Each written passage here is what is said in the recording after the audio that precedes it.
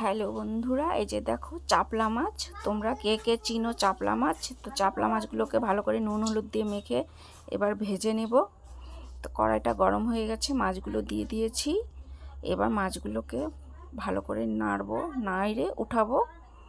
এই যে আমার মাছ ভাজা হয়ে গেছে,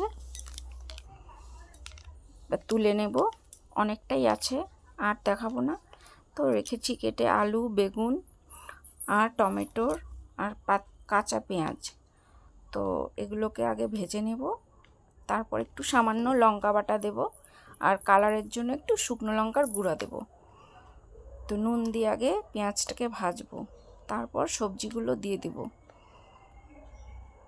তো সবজিগুলোকে ভালো করে নেড়ে চেড়ে চকচক নরম করব।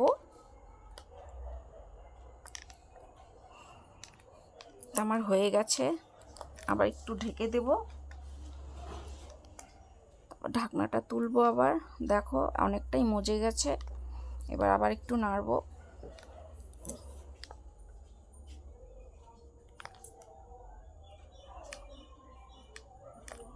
পুরো নেতিয়ে এসছে সবজিগুলোকে। এবার একটু সামান্য জল দিয়ে দেব। তো এটাকে মাখা মাখা করব দেখে জল দিলাম। এখন মাছগুলো ভাজা মাছগুলো দিয়ে দেব, আবার একটু ঢেকে দেব।